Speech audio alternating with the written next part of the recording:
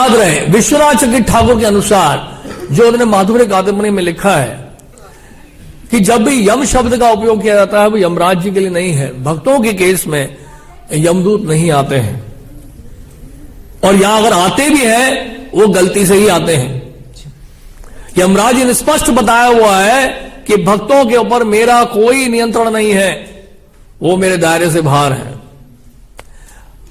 विश्वनाथ जी ठाकुर ने श्रीमद् भागवत के छठे स्कंद की टीका में यह भी लिखा है, दो प्रकार के नाम अपराध, पहला साधु निंदा और सातवां नाम अपराध नाम के बल पर पाप करना। ऑफकोर्स गुरु की अवज्ञा करना, वो उसमें तो सारे आ जाते हैं नाम अपराध, लेकिन स्पेसिफिकली उन्होंने दो बताया है, पहला नाम अपराध साधु निंदा और सातवां है नाम के बल पर पाप करना।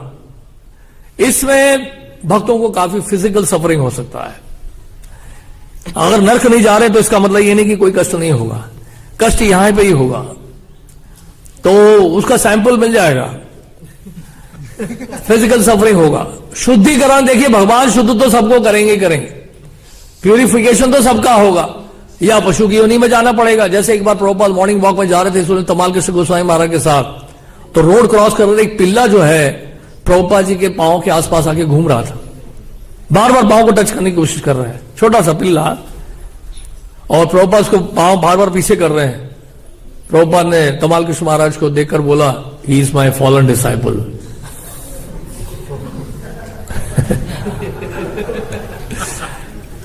तो इस प्रकार हो सकता है, इस प्रकार, या फिर भूत की योनि में भी जा सकते हैं। जैसे मान लो डीटी का पैसा खा रहे हैं आप, जो ठाकुर जी की सेवा में लगना चाहिए वो जेब में जा रहा है, सोच रहे कुछ नहीं होगा, बहुत कुछ होगा। तो इसलिए हाँ, क्योंकि हमें बताया था गोवर्धन में एक गौशाला से दूध लेने गए थे, तो वहां पर गोवर्धन कार्तिक के समय, तो वहां के जो महंत उन्होंने बताया, मैं ऐसे दो लोगों को जानता हूं ब्रज में जिन्होंने गाय का पैसा खाया था, वो भूत बने। तो ऐसा नहीं कि कुछ नहीं होगा। एक घटना है जो उसमें दिया है भक्ति सिद्धांत वैभव, उसमें भक्तिनाथ ठाकुर और शिला भक्ति सिद्धांत सरस्वती ठाकुर एक बार एक गांव में गए, रात का समय था, उन्होंने कहा कि यही रुक जाते हैं हम। बहुत बड़ा वहां पर कोठी थी, हवेली थी, उस हवेली में कोई नहीं रुकता था। उन्होंने कहा यहां रुक जाए हम, यहां कोई नहीं है, हमें तो एक रात बिताना है।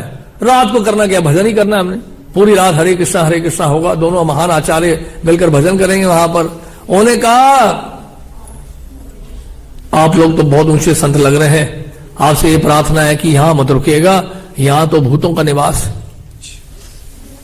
उन्होंने कहा अच्छा, फिर तो हम यहीं रुकेंगे। तो ठाकुर भक्तिनाथ उनके सुपुत्र श्रील भक्ति सिद्धांत सरस्वती ठाकुर दोनों पूरी रात जप करने लगे, हरे कृष्ण कृष्ण कृष्ण हरे हरे, हरे राम राम राम हरे। उनके शुद्ध नाम उच्चारण से क्या हुआ, सारे भूत भाग गए, कोई भूत नहीं रहा फिर वहां। उन्होंने कहा भूत नहीं आएंगे दोबारा, हमने खाली कर दिया हवेली, इसको या तो सेल आउट कर दो या रेंट आउट कर दो, जैसे करना है आपको, पंचायत आप जो है फैसला करे, हमने खाली करवा दी है। तो फिर पता किया भाई ये कौन था, ये भूत कैसे बने। तो पता चला कि वहां एक पुजारी थे जो वास्तव में हरे कृष्णा तो करता था, लेकिन और साइड में बिजनेस चलता था, सूखा भोग जेब में जाता था। प्रसाद कहना हमने छोड़ दिया, हम सूखा भोग कहते हैं आजकल। तो सूखा भोग जो है वो जेब में डालना शुरू कर दिया। तो उन्होंने कहा वो तो हरिनाम लेता था।